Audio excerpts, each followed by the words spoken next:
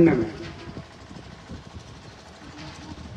क्षेत्रीय संगठन महामंत्री सिर्फ झारखंड के ही नहीं, बिहार के भी क्षेत्रीय संगठन महामंत्री हम कह सकते हैं ये ऋषि मुनि समान है। तपस्या बलिदान का ये प्रतिमूर्ति ने समझिए। और आज ऐसे नेता को हम अपने ग्वावल के धरती पर पाकर काफी अभिभूत हैं, जिन्होंने अपना पूरा जीवन भारतीय जनता पार्टी को देने का काम किया है। हम कह सकते हैं इनके जैसे ही त्याग और बलिदान का प्रतिफल है। यहाँ पर उपस्थित हैं आदरणीय श्रीमान नागेंद्र नाथ त्रिपाठी जी। ऐसे ही तपस्वी यशस्वी लोगों की वजह से भारत आज दुनिया का 10 महत्वपूर्ण देशों में आज समाहित हुआ है। आज ऐसे ही तपस्वी लोगों की वजह से भारतीय जनता पार्टी भारत की नहीं, एशिया महादेश की भी नहीं, पुलक भाई पूरे दुनिया का सबसे बड़ा पार्टी आज बनने का गौरव अगर किसी पार्टी को प्राप्त है तो वह पार्टी भारतीय जनता पार्टी है। कार्यक्रम में उपस्थित हैं लोकसभा के प्रभारी हैं, काफी समाज सेवा के क्षेत्र में रुचि रखते हैं। भारतीय जनता पार्टी के काफी वरिष्ठतम नेताओं में इनका नाम भी शुमार है। आदरणीय विपिन बिहारी सिंह जी यहाँ उपस्थित है। ठाकुर प्रसाद महतो जी तो भारतीय जनता पार्टी के हम कह सकते हैं कि योग्य कर्मठ जिला अध्यक्ष है। मैंने देखता हूँ दिन रात मेहनत करते रहे हैं। आज ठाकुर महतो जी कहाँ है तो धुरकी है, तो डाल्टनगंज चले गए, मझियाव चले गए। वैसे जिला अध्यक्ष हम लोग के बीच उपस्थित है।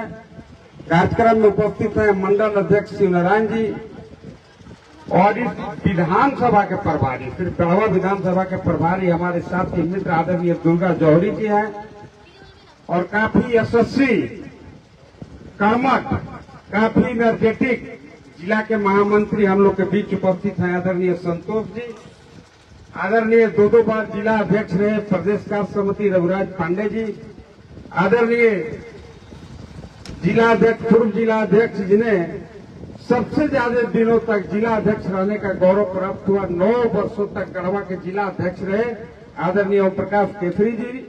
कार्यक्रम में उपस्थित है पूर्व के भाजपा जिला अध्यक्ष विनोद तिवारी जी, पूर्व के ही जिला अध्यक्ष हैं आदरणीय गिरीन्द्रनाथ पांडे जी और विनय चौबे जी, भारतीय जनता युवा मोर्चा के प्रदेश अध्यक्ष रहे हैं आदरणीय विनय जी, जो अभी बहुत ही आंतरिक और बाह्य संवर्धन की चर्चा कर रहे थे कि भाई देश आंतरिक रूप से ही सबल और मजबूत नहीं हुआ, भाई बाह्य रूप से भी आप देखेंगे दुनिया में भी अगर कोई डंका बजाने वाला नेता है तो आदरणीय नरेंद्र भाई मोदी हैं, यहाँ पर उपस्थित हैं। आदरणीय ब्रजेश उपाध्याय जी कई बार भारतीय जनता पार्टी के कई दायित्वों का निर्वहन किए हैं, काफी कर्मठ जुझारू और लगातार भारतीय जनता पार्टी की सेवा में लगे रहते हैं। हमारे बाबा हैं, उम्र में कम है, लेकिन ओमकार नाथ तिवारी जी यहाँ पर उपस्थित हैं, है ना? हैं आदरणीय हमारे विपिन काका हैं, वो उम्र में कम है, लेकिन सर यहाँ थोड़ा नाता वाला में सब काका बाबा जी सर जी।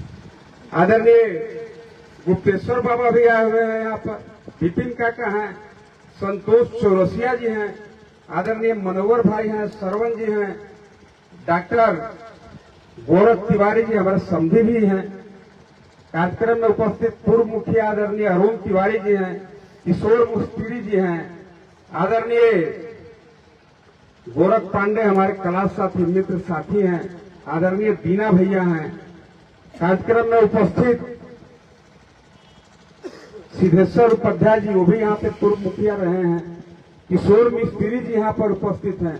हमारे साथी आदरणीय पुलस्त भाई हैं, बबलू जी हैं, अरुण जी हैं, पारस भैया यहाँ पर उपस्थित हैं, अक्षयवर प्रजापति जी हैं, लाइची जी हैं, अनिल उपाध्याय जी हैं, गोरख भाई हैं, अशोक भैया हैं, परीक्षित जी हैं, झूली जी हैं, अरुण जी हैं, संतोष जी हैं, मनोज जी, बुद्धदेव जी, विश्वनाथ जी, विकास जी, डॉक्टर साहब, उज्जवल चौबे जी हैं, धनंजय तिवारी जी हैं, बबलू जी हैं, दुर्गा जी हैं, प्रमोद चौबे जी जो जिला के प्रतिनिधि हैं, सांसद प्रतिनिधि हैं, आदरणीय अंजनी तिवारी जी हैं, यहाँ पर केदार प्रजापति जी हैं और सविता देवी जी हैं। इन्होंने भी कम शब्दों में मुख्य बात आपके बीच कहने का काम किया कि भाई आज की आवश्यकता है भारतीय जनता पार्टी। नरेंद्र भाई मोदी जी आज के लिए आप कह सकते हैं दवाई है, कोई विकल्प नहीं है। उन्होंने भी, सत्ता जी ने भी कम बात को शब्दों में कहा कि आप इस बार थोड़ा बढ़ चढ़ के अत्यधिक मतदान करिए। उधर दीना भैया भी हैं बैठे हुए, नाम तो आप सभी के जानते हैं कितना लेंगे, इसलिए उपस्थित मंचासीन सभी छोटे भाई, बड़े भाई, चाहे कोई काका है, चाहे कोई भतीजा है, चाहे बड़ा भाई है, छोटा भाई है, उपस्थित सभी लोगों का मैं सामूहिक रूप से वंदन करता हूं, अभिनंदन करता हूं। और यह विशेष अवसर इसलिए है कि आज हमारे बीच में नागेंद्र नाथ त्रिपाठी जी स्वयं चलकर यहाँ पर उपस्थित हुए। देखिए, पूर्व के सभी लोगों ने कहा कि यह बूथ भारतीय जनता पार्टी हमेशा से लीड करता है, कहीं कोई संशय नहीं है। लेकिन हमें इस बार कुछ ज्यादा वोट देना है, वोट परसेंटेज को हमें बढ़ाना है। राष्ट्रीय स्तर पर तय हुआ है, पिछले दिनों जितना मतदान हुआ उससे 10% कम से कम वोट बढ़ा करके हमें कास्ट करना है, वोट भी कास्ट हो जाएगा। लेकिन आज देखिए क्या प्रॉब्लम क्या है, मेरे समझ से मतदाता नहीं निकल रहे हैं।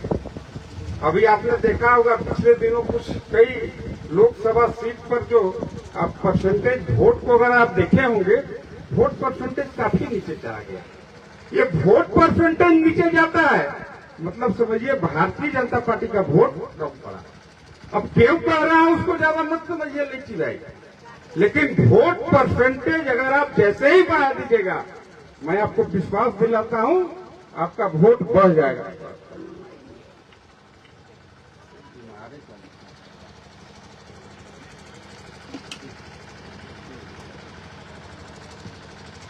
बाकी देखिए बहुत सारा चर्चा हुआ, हम ज्यादा चर्चा नहीं करेंगे। मैं 2 उदाहरण दूंगा आपको। एक उदाहरण दूंगा इस विधानसभा का जो महागठबंधन के शिकंजे में फंसा हुआ है, महागठबंधन के जो हाथ में पड़ गया, अब गलती से पड़ गया। अब नारियल थोड़े थोड़े बानर के खाला बनल है, लेकिन नारियल ले लेगा तो फोड़ देगा, बीग देगा, कूच देगा, थोड़े फोड़ के मिश्री और घी में भूज के खाएगा, गलती से पड़ गया। एक इस विधानसभा का उदाहरण दूंगा और एक आज जो वर्तमान महागठबंधन की सरकार है झारखंड में, उसका उदाहरण दूंगा। बस मात्र 2 उदाहरण। देहाती लोग हैं हम, देहाती चीजों को हम ठीक से समझते हैं। अब यहाँ का उदाहरण आदरणीय नागेंद्र नाथ त्रिपाठी जी से मेरा विशेष विनय है कि यहाँ क्या है, कोई नो इंडस्ट्री, नथिंग, 100% लोड यहाँ खेती पर आश्रित है। आज पूरे जिला में 17,000 प्रधानमंत्री आवास जो भारत सरकार की महत्वाकांक्षी योजना है। मोदी जी ने 2022 तक ही टारगेट दिया था कि सभी घरों को हम पक्का मकान देंगे, उन्होंने दिया। और यहाँ की निकम्मी सरकार ने यूटिलाइजेशन सर्टिफिकेट नहीं दिया। अरे भाई, मोदी जी जितना रुपया दिया उसका हिसाब तो देना पड़ेगा पुलक भाई, कि भाई जो पहले में पैसा दिया उसमें कितना मकान बना, कितना नहीं बना। तो घपला हुआ तो अलग विषय है, जांच का विषय है, उस पर तो बाद में हम आएंगे। लेकिन वर्तमान में 17,000 प्रधानमंत्री आवास सिर्फ इसलिए नहीं बनता है कि बालू का घोर अभाव है। इसका मतलब इस क्षेत्र में बालू नहीं है, नदी नहीं है, ऐसा नहीं है। यह क्षेत्र पूरा नदी नालों से घिरा हुआ है, लेकिन उस बालू पर एकाधिकार यहाँ के जो जनप्रतिनिधि हैं, दुर्भाग्यवश मंत्री भी बेचारे बन गए। रात में आप 7 बजे से लेकर के सुबह 5 बजे तक देखेंगे प्रत्येक दिन हजारों हाईवा और ट्रक यहाँ से बालू लोड होकर के उत्तर प्रदेश और नोएडा में जाता है। यहाँ के लोग प्रधानमंत्री आवास नहीं बना पाते हैं। एक ट्रैक्टर बालू का दाम 6,000 रुपया है। क्या है, काला बाजारी है। ये बात यहाँ है कि नहीं है, थोड़ा हाथ उठा के कम से कम उनके नागेंद्र नाथ त्रिपाठी की कोई बात महसूस कराया जाए। इस विधानसभा का जो जनप्रतिनिधि है, हम तो कह रहे हैं कि शायद 5 जन्म तक अब जनप्रतिनिधि नहीं हो पाएगा, क्योंकि जनप्रतिनिधि का उसने परिभाषा बदल दिया। जनप्रतिनिधि मतलब वो समझता है कि मैं बालू चुराऊंगा, मैं दूसरे का जमीन लूट लूंगा। आपका अपना जमीन गरमजरुआ जमीन जो आपके कब्जा में है, अगर जान गए यहाँ का मंत्री उसका भी माल बनवा लेगा। 200 गरमजरुआ जमीन यहाँ का लूट लिया। ये इस विधानसभा का हाल है। ये हाल इसलिए है कि यहाँ पर भारतीय जनता पार्टी का प्रतिनिधि नहीं है, भारतीय जनता पार्टी का यहाँ विधायक नहीं है। ये तो हो गया आपका गढ़वा विधानसभा का हालत। अब प्रदेश के हालत को आप समझिए।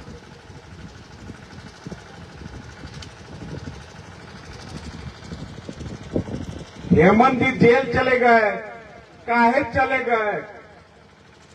उनके कार्यकर्ता लोगों को दिग्भ्रमित करते हैं, कहते हैं कि कोई केस नहीं रहे मर्दे, पहले धर के डाल दे लगी। आप पचू भाई ऐसे हो सकता है? मर्दे आग लगेगा तब न कुहिया उठेगा, कि बिना आगे के कुहिया उठ जाएगा? तो उसका चीज को समझिए। देख क्या है डॉक्टर साहब, 85 डिसमिल आदमी बन मैंने पत्थर फोड़ने के लिए 85 डिसमिल आदमी अलॉट कराया। केकर नाम पर? अपने नाम पर करा लिया, मुख्यमंत्री करा लिया। और जब ईडी वाला पूछा कि तू मुख्यमंत्री है, तू पत्थर फोड़ के बेचेगा जी? कहा कि गलती से हो गया। ईडी वाले चले गए वहां जांच करे। अभी ताल ठोक के कहा कि मैं जो 85 डिसमिल खनन पट्टा अपने नाम पर लिया हूं, कहा कि मैं तो एक पाव पखल नहीं निकाला हूं।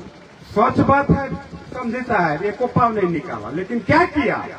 85 डिसमिल लेके अब 300 एकड़ में 20 पोरसा गहन पखल कोड़ के निकाल के बांग्लादेश बेच दिया। यह न्याय है कि नहीं है? मैंने मटर समझ गया का के जेल काट रहा है। तो आप बुलेट छापोला अगर ही पूछेगा कि किस केस में जेल गया है तो समझ गया कि नहीं समझे? नहीं समझे?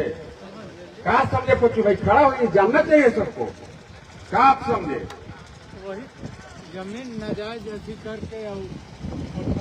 अरे नहीं मर्दे, बैठिए, आप नहीं समझे, आप समझ गए सर। आप पूरा फील्ड के बाउंड्री बारी बारी गिरवा देंगे, बैठिए, देख लेगा ठाकुर की वो लूट लेगा। बैठिए, आओ चलिए, यहाँ के बात आप सब ऊपर का बात, एक बात और समझिए आप। 12,000 करोड़ रुपया कर्जा लिया है हेमंत सोरेन ने। 12,000 करोड़ रुपया कम नहीं होता है। माने 50 आदमी गिनत रहेगा, खाली 500 नोट रहेगा तो बुढ़ाइए के मुंह जाएगा। इतना होता है। 12,000 करोड़ कौन कहे तो फुलकार मत पूछिएगा। मैंने 12,000 करोड़ रुपया अगर इस राज्य के विकास पर खर्चा कर दिया जाता तो 100% आदमी के घर एक ताला नहीं, कम से कम 2 ताला बन जाता। 12,000 करोड़ रुपया कर्जा ले लिया हेमंत सोरेन। हम कहे चलो स्वागत है, धन्यवाद है तुमको। हमें लगा कि इस 12,000 करोड़ रुपया का सदुपयोग होगा, यहाँ के गांव किसान गरीब को मदद होगा, प्रधानमंत्री आवास में तेजी आएगा। कहा कि हम अबुआ आवास बनाएंगे। बोले अच्छा है, बना, उसका तो हाल अलग है, चलिए उस पर नहीं जाएंगे अभी। अब 12,000 करोड़ रुपया लेकर के पचू भाई खर्चा नहीं कर पाया। मात्र कितना खर्चा किया? 300 करोड़। अब सूद कितना दिया आपको पता है गुरुजी? 900 करोड़। अब बाकी महाजन के रूप में 12,000 करोड़वा तो मिले, 300 खर्चा छोड़ के बाकी रुपया फेर दिया। वो में 900 करोड़ और 200 रुपया खजहर के सूद में भर दिया। ये बढ़िया बात किया विकास। इसको कहते हैं वित्तीय कुप्रबंधन। जैसे आपके यहाँ 50 करोड़ रुपया है, कल आपको खाना के बनावेला है, तो खाना बनाना भी एगो प्रबंधन है, व्यवस्था है। 50 रुपया के नीमके ले चल आइएगा तो का के खाइएगा? नीमके पिएगा। वैसे ही हेमंत सोरेन को तो बेले नहीं होना चाहिए। आज 900 करोड़ रुपया, जब तुमको पता नहीं है कि पैसा कहाँ लगाना है, पैसा किस मद में खर्चा करना है, देहाती भाषा है जिसे हरल है। अरे कर्जा मिले थे मर्दे, चलो ले लो, कितना दीजिएगा? आज पूछिए आपको कितना चाहिए, तो 12,000 करोड़। कि सोचा कि ऐसे ही कहेंगे तो कौन करेगा वो कुछ। कहा कि कर्जा ले जा रहा, ले जाओ, सूद भरना, तू लेके चल आया, खर्चा नहीं कर पाया, 900 करोड़ सूद में भर दिया। अब खर्चा किया 300 करोड़। यह करेला पर आप लोग उसको घूसे दीजिएगा इस नेता के, कि घुसने देना चाहिए? बताओ पंकज, घुसना चाहिए? अरे बात समझ गए, आप आइए इधर आइए।